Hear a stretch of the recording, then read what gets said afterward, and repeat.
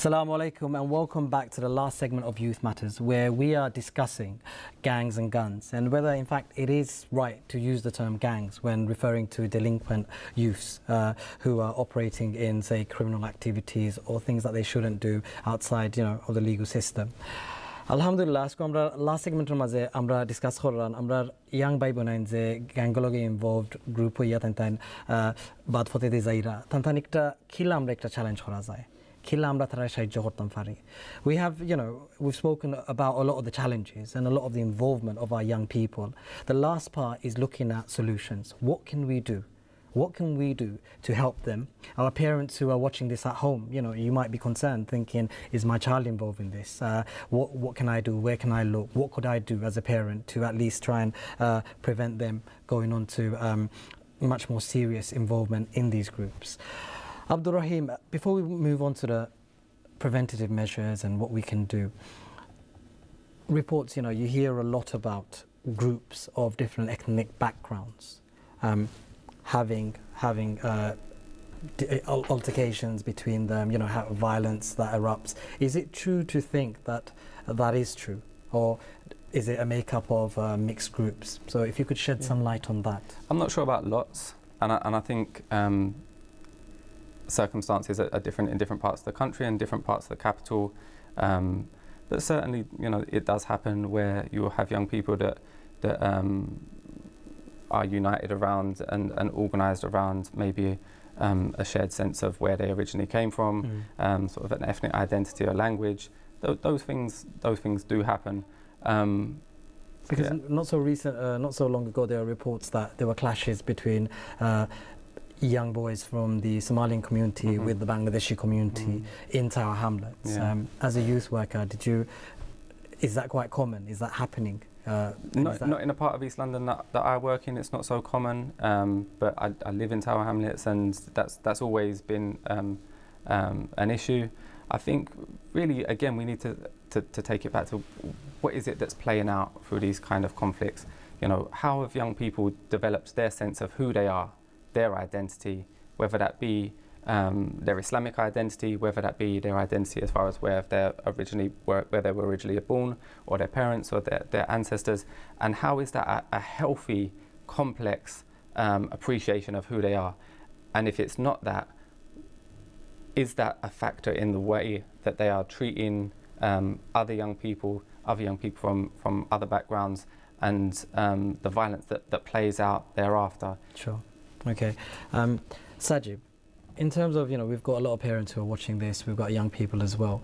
If a young person is approached by a gang member or a person who's involved with a group that are doing things that they shouldn't be doing, how does a young person respond? What would your advice be?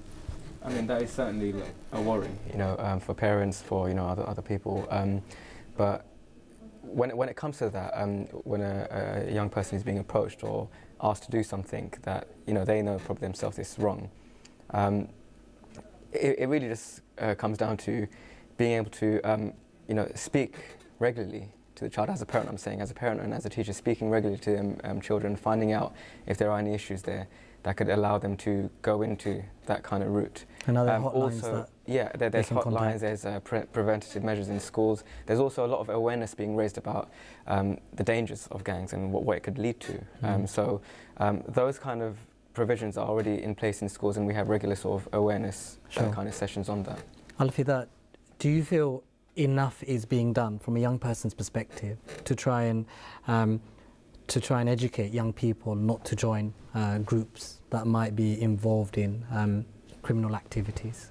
I think generally where we live, Tower Hamlets, it is encouraged a lot. Yeah, we do hear it, but I don't think there's enough action taking place, as in there's not things going on that people can do instead of going into gang. We're just told don't do it. It's not. So what would you like to see? What do you think would really help? We might have counsellors, we might have politicians watching this. What would be your advice? I think we need more things to get younger people more active and just not just lazing about at home or standing outside in the street. We shouldn't just be telling people don't do this, don't do that. We need to give them an alternative. Otherwise, to just lead to that. Abdul Rahim, we spoke about obviously the appeal sometimes, and sometimes you have children who, you know, studies suggest that sometimes it's children from working class backgrounds that join such groups, and I guess the financial reward sometimes that is there. A young person who is watching this now and who might be thinking they might not have that identity, that the support that an average person has, that stops them from joining such groups. How does a young person say no to all of that attraction? You know, there might be financial rewards, there might be that credibility. Before you answer that, can we take a call? Assalamu alaikum, caller. Hello. Assalamu alaikum. Wa alaikum assalam. Brother, how would you like to contribute to the discussion today? Am I in the live television? Yes, you are, brother. Oh, okay. Thank you, brother. It's a very, very good youth matters. This program, I think, it will be great if I tell something to your show. That is, I am a Christian, origin from Bangladesh. Okay. You know, so I am a father of two children. Both are young. My son is in college and my daughter in high school. You know that Bangladesh, we are minority Christians, and what when I was young there, so we had many troubles and problems with the majority people, but in Bangladesh. As a minority, sometimes you may feel that one in this country. So what was when I was young in Bangladesh, what I thought that one, this is my country, this is my community, this is my people. So within this, though there have a lot of problems, but how I can build up my career. Brother, with regards to gangs, because I think we've got a few other callers on the line as well. With regards to gang, brother, what is it that you would like to share with us? That one I want to share that one. That is the aim was, my aim was how I can develop my career. And that one was, and here in the UK. Sure. Thank you, brother. I think the brother's point, because we've got a few other callers on the line, Abdul Rahim, was the fact that you have, as long as education is key, you know, that is almost a savior that will help protect our young people from resorting to that. And I think that was what the brother was trying to say. So going back to the question that I was asking, that lure, that kind of attraction, because nowadays you speak to young people and it seems to be that they don't want to, sometimes a lot of them, this is just me generalizing, a lot of them don't want to work hard to earn money, and they say, when you see these documentaries where you have gang members where they talk about this is easy money, what do you say to them, people who might be attracted to that? I think it's easy to be attracted to it on the one hand, and I think it's interesting, you know, people, adults, the public is actually quite interested by gangs anyway. There's this fascination with gangs, and I think that's part of the problem that feeds some of the discourse around the subject. Everyone loves to watch films like Scarface and, you know, The Godfather. There's this kind of romanticism around it that people think, oh, you know, even people that may not make that step and do it, there's some of this kind of mystique. But the thing around that lure, it's a myth. Yeah. It's not easy money. You know, the idea that it's quick money, it's easy money, it's lots of money is just not true. Anybody that is making their sort of early way into that kind of economy has to work very hard, long hours, high risk, low pay. You know, you're having to get up very, very early in the morning and work till very, very late for little money to start with. Yes, some people go on and earn a lot of money from it. Can I come back to you on that point? Because we've got another caller. Assalamu alaikum, caller. Assalamu alaikum. Hello? Assalamu alaikum. Brother, if you could put your TV volume down and if you could share your thoughts very briefly. Hi, walaikum salam. My name is Mohammed Ashad Uddin. I just called in today. I think it's a brilliant show, and I just wanted to give some comments.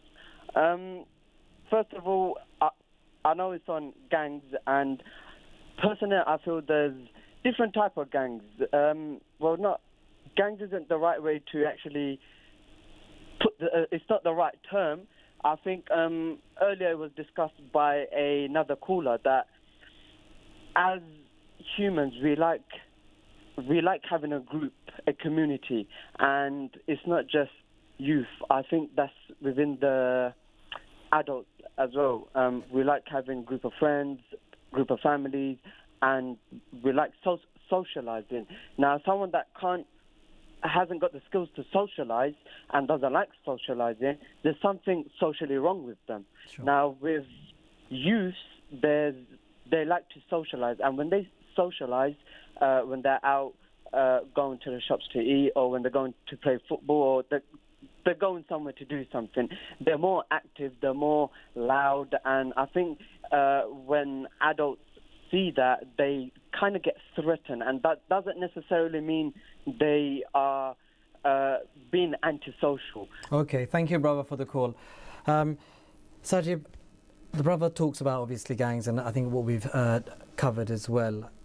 With regards to young people in schools and so forth, we've discussed that.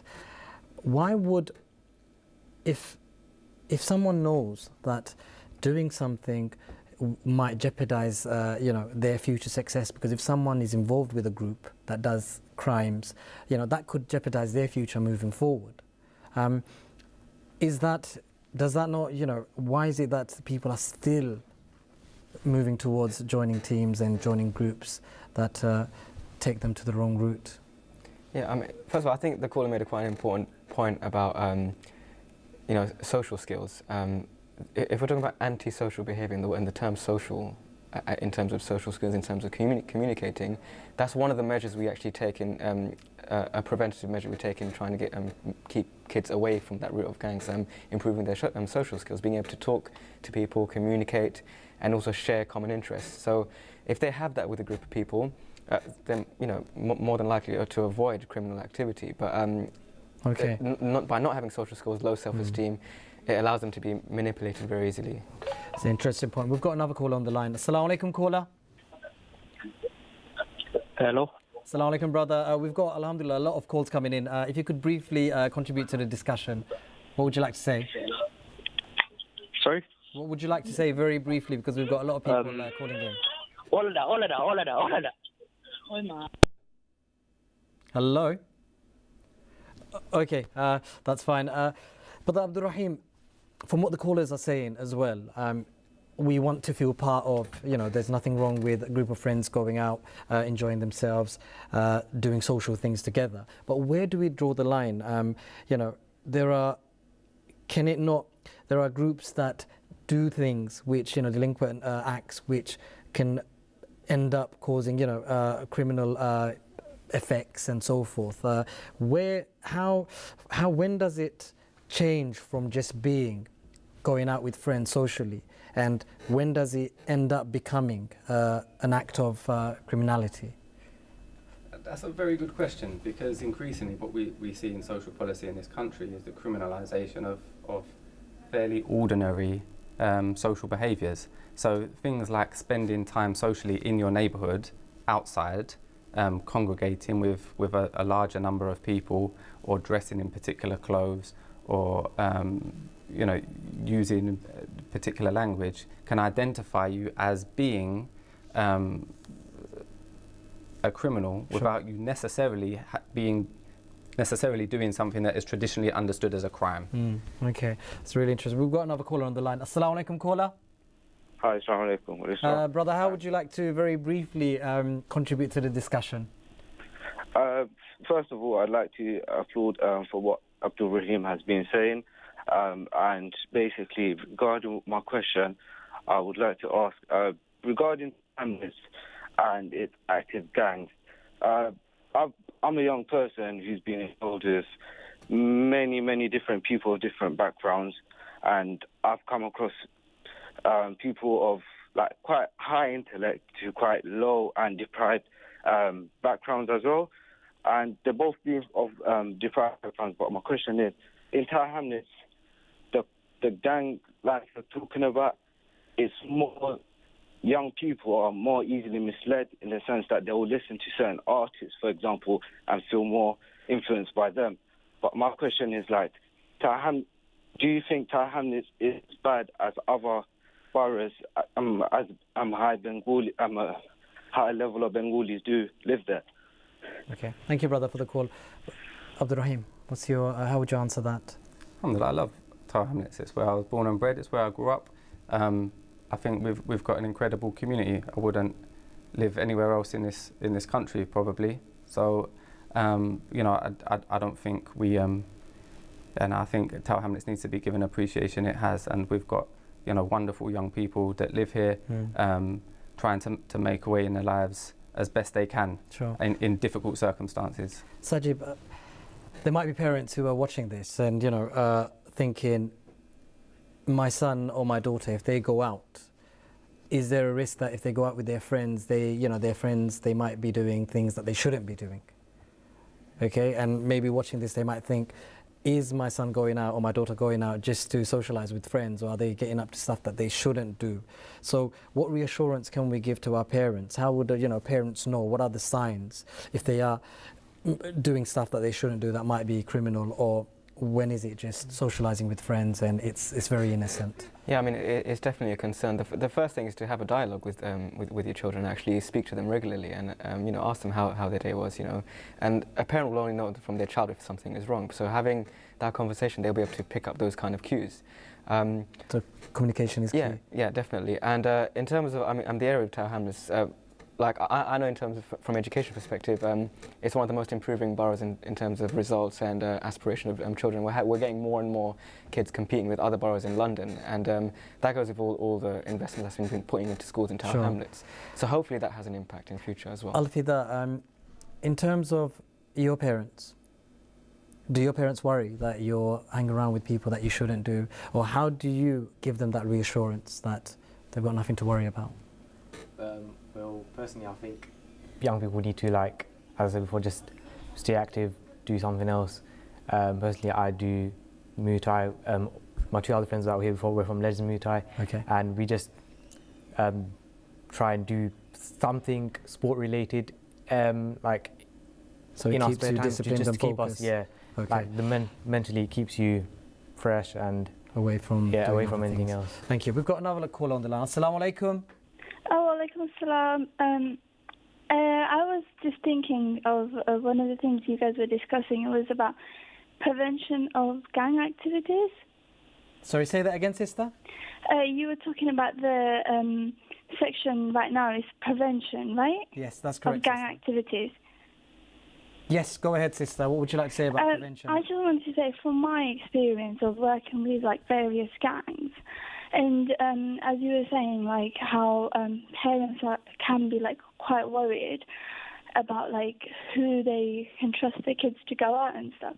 But one of the ways of preventing gang activities is actually like parents looking out for their kids. Like they should be always involved in our life. Like they should talk to their kids when they come from school, what they did. The communication level within families is always broken. Like lots of the families who are involved in gangs.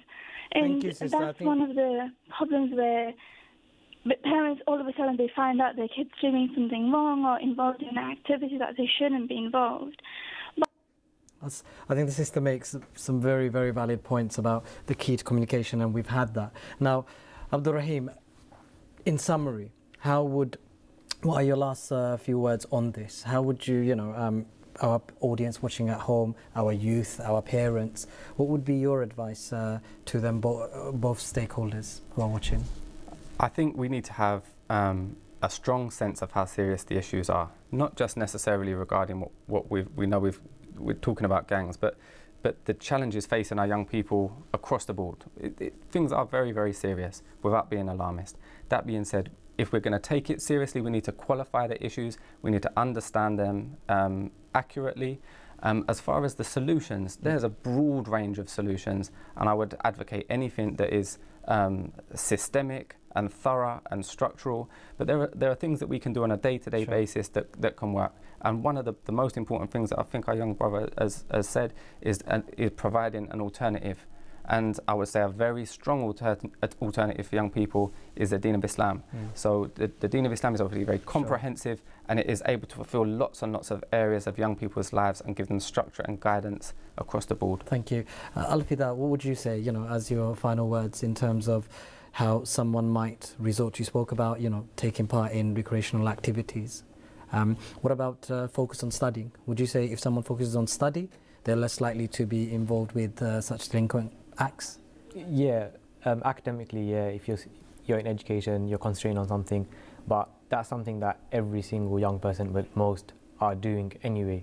And I think when people go into gangs, they're looking for something extra or something else to do. So I think that we need something in the community that's extra for everyone to do. We want more opportunities. Sajid, I want to ask you a difficult question, but right at the end, if there are young people watching, our young sisters, brothers, and they're thinking about joining a gang, what would you say? Well, for whatever reason. Okay. I mean, if they're thinking or they're being manipulated through that route, is to really just stop and really consider their futures and actually think about, well, is this the route for me? Can I do better than this? And of course they can. I think it's about that self-belief. They should really feel for themselves that I could actually make a positive contribution in my society. They need to surround themselves with positive people. So not just like, I'm not talking about at home, but the friends that they have, their teachers. By having positive experiences, like the young brother said here, like getting involved in other activities that have a structured and positive atmosphere, then they'll have that self-worth, they'll have that self-belief. And they should realise that is a lot more important than thinking. Thank you very much. Now, Alhamdulillah, we've had an amazing show. I think we've discussed a very, very important issue of how many of our youths are diverting to the wrong direction, getting involved with things that can have a negative impact on their future aspirations.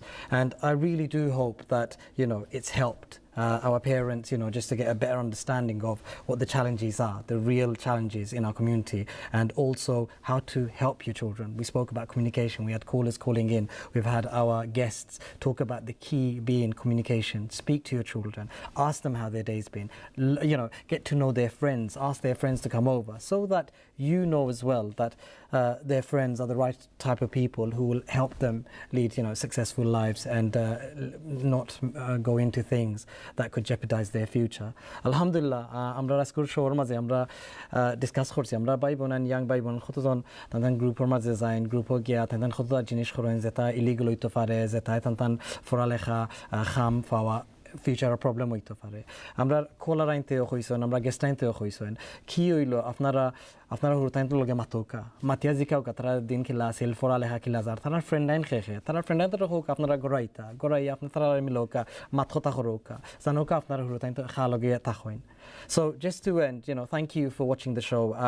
I really do hope that it's been beneficial, and it's all about our youth, and this show is dedicated to try and talk about the issues so that our youth have the best possible future, inshallah, moving forward. Thank you for watching. Assalamu alaikum wa rahmatullahi wa barakatuh.